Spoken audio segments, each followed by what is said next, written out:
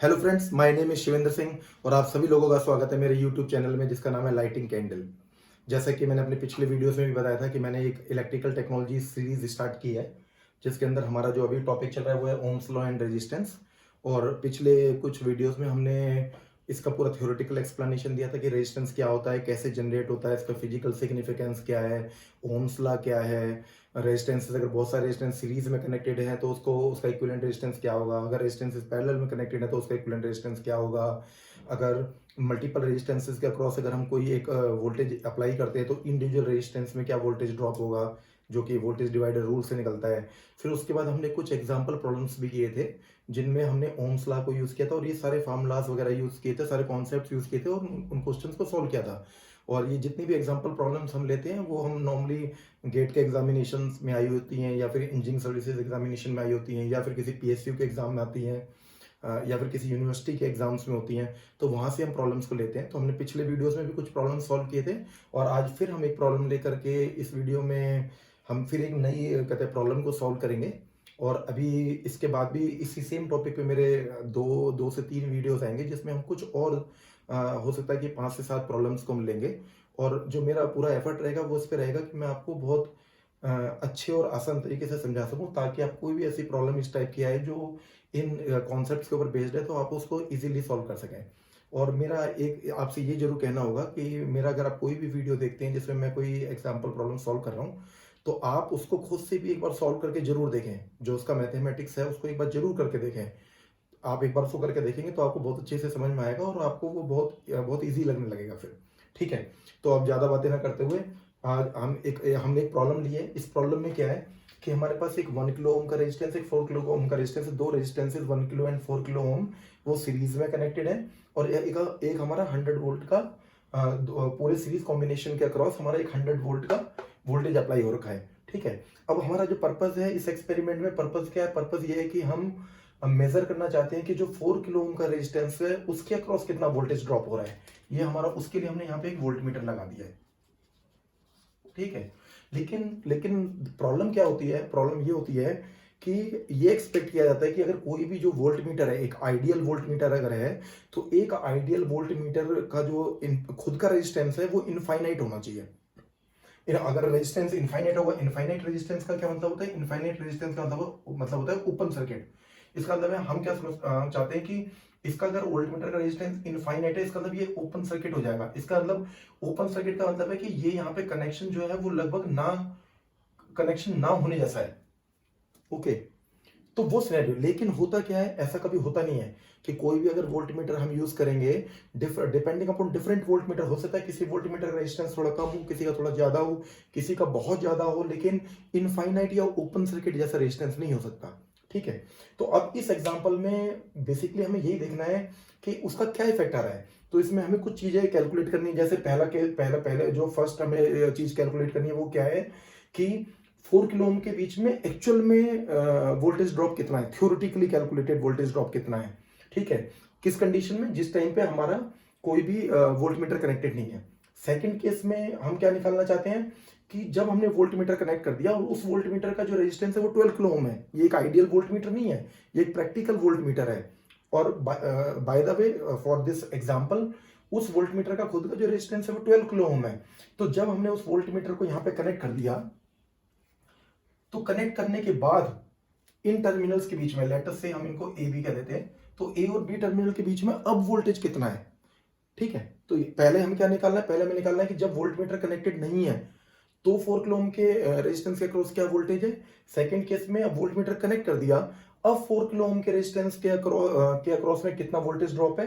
तीसरा हमें निकालना है कि जब वोल्ट मीटर कनेक्टेड नहीं है उस समय 100 वोल्ट से की सप्लाई से जो करंट ड्रॉ हो रहा है, और जब हमने एक रेजिस्टेंस कनेक्ट कर दिया, वोल्ट मीटर जब कनेक्ट कर दिया और उसकी वजह से 12 किलो ओम का रेजिस्टेंस इंट्रोड्यूस हो गया 4 किलो ओम के पैरेलल में, तो 100 वोल्ट की सप्लाई से जो करंट ड्रॉ हुआ, लेटर से जो फर्स्ट करंट था हमारा वो करंट था I1, जो बाद में करंट ड्रॉ होना स्टार्ट हुआ I2। तो हमें ये निकालना है कि उस करंट में कितना डिफरेंस आ गया। ठीक है, तो it may be I1 minus I2 if I1 is greater than I2, और it may be I2 minus I1 if I2 is greater than I1। Okay, fourth case है वो हम देखेंगे कि I1 ज्यादा आ रहा है कि I2 ज्यादा आ रहा है। उसके बाद फोर्थ हमें क्या निकालना है कि जब एक्चुअली जो 4 किलो ओम के रेजिस्टेंस का क्रॉस जो एक्चुअल वोल्टेज ड्रॉप है वो तो वो वाला है जो हम मेजर नहीं कर रहे, थ्योरेटिकली निकाल रहे हैं। क्यों? जिस समय कोई वोल्ट मीटर कनेक्टेड नहीं है तो उस समय जो वोल्टेज ड्रॉप है वो एक्चुअल वोल्टेज ड्रॉप है। ओके, जब हमने वोल्ट मीटर कनेक्ट कर दिया एक 12 किलो ओम रेजिस्टेंस वाला तो वो डेफिनेटली वो ड्रॉप को चेंज होगा, वो जो वोल्टेज ड्रॉप आएगा वो मेजर्ड वोल्टेज ड्रॉप है। तो फोर्थ प्रॉब्लम में हमें क्या निकालना है? हमें ये निकालना है जो थ्योरेटिकली एक्चुअल वोल्टेज ड्रॉप है और जो मेजर्ड वोल्टेज ड्रॉप है उसमें वो मेजर्ड वोल्टेज ड्रॉप है उसमें कितनी परसेंट एरर है। ठीक है, तो अब कैसे इस प्रॉब्लम को हमें सॉल्व करना है?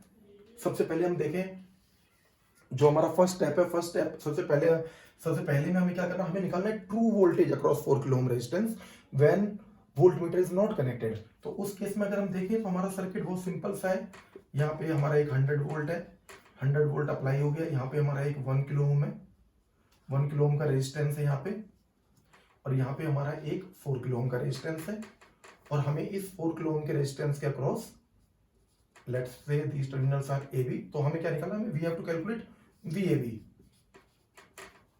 ओके, तो हमें पता है जैसा हमने पिछले वीडियोस में देखा था वोल्टेज डिवाइडर रूल, तो हमारा यहाँ पे क्या होता है कि अगर हमारी कोई R1 R2 दो रेजिस्टेंस हमारे सीरीज में लगे हुए हैं और एक कोई नेट V वोल्टेज अप्लाई उनके अक्रॉस अप्लाई हो रहा है, और अगर हम R2 रेजिस्टेंस में वोल्टेज ड्रॉप कैलकुलेट करना चाहते हैं तो कितना होता है? V2।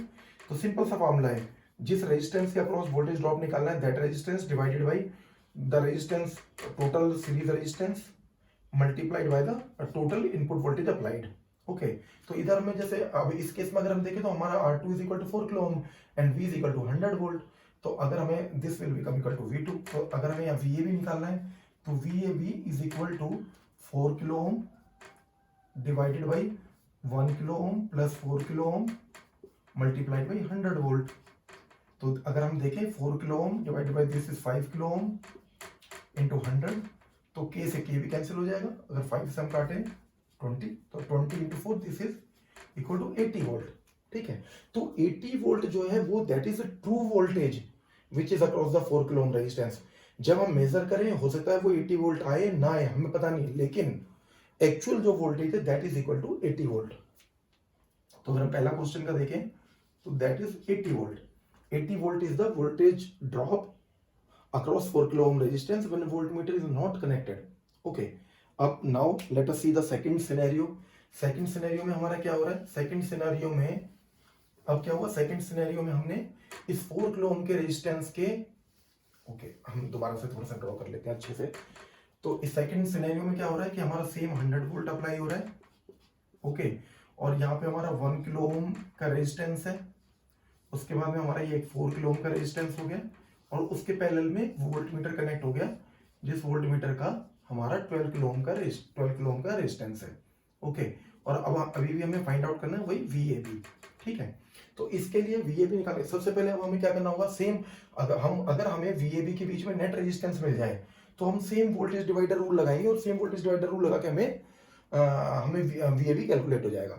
ठीक है, अब अगर हम देखें ए और बी के बीच में अगर हम नेट रेजिस्टेंस निकालें, इक्विवेलेंट रेजिस्टेंस निकालें, तो क्या क्या क्या क्या सिचुएशन बन गई? 4 kilo Om in parallel with 12 kilo ohm. और हमें पता है कि पैरेलल कॉम्बिनेशन में क्या होता है? अगर R1 रेजिस्टेंस R2 दो रेजिस्टेंसेस पैरेलल में कनेक्टेड हैं, दो रेजिस्टेंसेस हमारे पैरेलल में कनेक्टेड हैं, और अगर हमें उनके बीच का इक्विवेलेंट रेजिस्टेंस निकालना है तो that is simply equal to R1 R2 multiply of two resistance divided by summation of two resistances. Okay, ठीक है, तो ये बहुत सिंपल सा हमारा R1 R2 divided by R1 R2 divided by R1 R2 divided by R1 plus R2। ठीक है, तो अगर हम R1 R2 divided by R1 plus R2 निकालेंगे तो हमारा कितना हो जाएगा?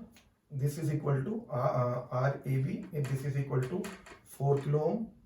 Okay, 4K into 12K divided by 4K plus 12K। Okay, तो this is equal to 4K into 12K divided by 16K। तो एक K से एक कैंसिल हुआ, 4 से 4 एंड 4 से 3। ठीक है, तो this is equal to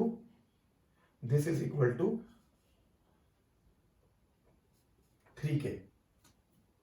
okay, this is equal to 3K। तो अगर हम देखें तो अब हमारा क्या हो गया, अगर हम इस सर्किट का इक्विवेलेंट देखें तो हमारा क्या रह गया, यहाँ पे हमारा 100 वोल्ट है, यहाँ पे हमारा 100 वोल्ट अप्लाई हो गया, और यहाँ से हमारा एक 1 किलो ओम का रेजिस्टेंस है, और हमारा ए बी पॉइंट के बीच में एक इक्विवेलेंट रेजिस्टेंस आ गया जिसकी वैल्यू 3K है। ठीक है, 3K। अब अगर हमें ये VAB निकालना है, VAB निकालना है, तो ये VAB निकालना है तो सिंपल वही हमारा जो वोल्टेज डिवाइडर रूल है, वोल्टेज डिवाइडर रूल कहता है कि जिस भी रेजिस्टेंस के अगर VAB हमें इस कंडीशन में निकालना है, let's call it V dash AB। Okay, VAB dash this is equal to 3 kilo ohm divided by 1K plus 3K multiplied by net voltage applied, that is 100। This is equal to 3K upon 4K multiplied by 100, K से K cancel, 4 से 25, this is equal to 75 volt. Okay, तो इससे हमें क्या पता चल रहा है, इससे हमें पता चला क्या पता चला कि एक्चुअली में जब वोल्ट मीटर नहीं कनेक्टेड था तो जो 4 किलो ओम के रेजिस्टेंस के अक्रॉस जो वोल्टेज था वो 80 वोल्ट था, और जब हमने वोल्ट मीटर कनेक्ट कर दिया तो वो जो हमारा वोल्टेज ड्रॉप है अक्रॉस 4 किलो ओम के रेजिस्टेंस वो 75 वोल्ट रह गया। ठीक है, अब थर्ड जो हमारा थर्ड क्वेश्चन है इसमें वो है change in supply current when volt meter connected. ठीक है, तो अगर हम देखें कि जब हमारा सप्लाई करंट का मतलब है 100 वोल्ट की सप्लाई से जो करंट निकल रहा है, ठीक है, तो पहले केस में हमने जब देखा कि जब हमारा वोल्ट मीटर नहीं कनेक्टेड था तो हमारा 100 वोल्ट के अक्रॉस 1 किलो ओम और 4 किलो ओम सीरीज कॉम्बिनेशन था। तो उस केस में अगर हम पहला करंट देखें I1, तो I1 करंट था जो ओम्स लॉ होता है हमारा V इक्वल टू IR यानी I equal to V by R, तो 100 divided by 1 kilo ohm plus 4 kilo ohm, तो 100 divided by 5 kilo ohm. Okay, तो 5 से अगर हम इसको कट करेंगे तो 20, और 1 बाई K है इसलिए यहाँ हो जाएगा मिली एम्पियर। तो अगर हम देखें तो I1 is equal to 20 milli ampere. Okay,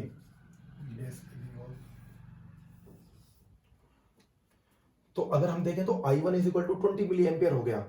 और सेकेंड केस में अगर हम देखें जब हमारा जब हमने वोल्ट मीटर कनेक्ट कर दिया तो उस केस में हमारा जो इक्विवेलेंट रेजिस्टेंस था ए और बी के बीच में 3K रह गया। तो अगर हम 100 वोल्ट के अक्रॉस देखें तो 1 किलो ओम और 3 किलो ओम जो है वो सीरीज कॉम्बिनेशन अप्लाई हो गया। तो I2 अगर हम करंट निकाले सेकेंड केस में यानी वोल्ट मीटर कनेक्टेड होने के बाद, तो this is equal to 100 volt as पर ohm's law divide by 1K plus 3K, यानी कि 100 divide by 4K। Okay, 100 divide by 4K, it means this is equal to our 25 milli ampere.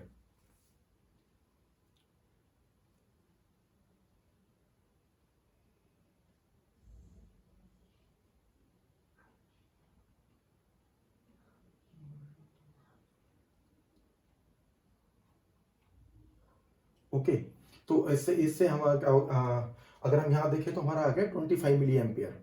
Okay, 25 मिली ये हमारा आ गया, हमारा 25 मिली एम्पियर।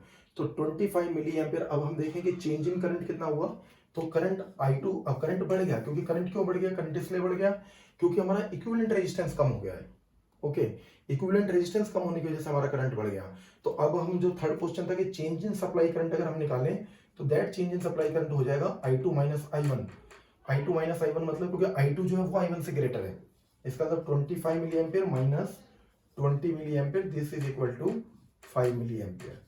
ओके, ठीक है, तो जो हमारा ये चेंज इन करंट है that is equal to change in current जो है that is equal to 5 milli ampere. Okay, अब इसमें हमारा जो फोर्थ पॉइंट है percentage error in measured voltage across 4 kilo ohm. Okay, तो उस एरर के लिए हम क्या करेंगे, एरर के लिए हम क्या करेंगे, हमने देखा कि जो एक्चुअल वोल्टेज है across 4 kilo ohm resistance that is equal to 80 volt, और जो मेजर्ड वोल्टेज है after connecting volt meter that measured voltage is equal to 75 volt. Okay, तो अब अगर हमें परसेंटेज एरर निकालना है तो परसेंटेज एरर क्या होगा, percentage error will be equal to actual voltage minus measured voltage divided by actual voltage. Okay, percentage error multiplied by this complete multiplied by 100 because it is percentage. Okay, therefore this will become equal to 80 minus 75 divided by 80 into 100. Okay, then this will become equal to, if we see, this will be 5 divided by 80 into 100. Okay, 0 से 0 cancel, and this will become equal to 2 से 4 and then 5. This is equal to 25 by 4. This is equal to 6.25%. Okay, therefore the answer for this fourth is 6.25% error. Okay, तो दोस्तों इस तरीके से हम देखें कि इस क्वेश्चन में हमने जो चारों चीजें थी वो कैलकुलेट कर ली। ठीक है, तो आप इसको वीडियो को देखिए, अगर एक बार में समझ में नहीं आता तो इसको थोड़ा सा फिर दोबारा से देखिए, बट मेरी एक रिक्वेस्ट है कि आप एक बार अपने हाथ से भी जरूर इस प्रॉब्लम को सॉल्व करके देखिए ताकि आपको ये बहुत अच्छे से आ जाए। तो अगर आपको मेरा वीडियो पसंद आता है तो इसे लाइक कीजिए और कहते हैं आप इसको सब्सक्राइब कीजिए ताकि मेरे फ्यूचर के वीडियोस जैसे ही मैं अपलोड करूँ आपको नोटिफिकेशन आ जाए। ओके, और इसको लर्न करते रहिए। ठीक है, अब हम नेक्स्ट कुछ वीडियोस में फिर हम कुछ और एग्जांपल प्रॉब्लम्स के साथ मिलेंगे। तब तक के लिए have a nice day. Thank you very much.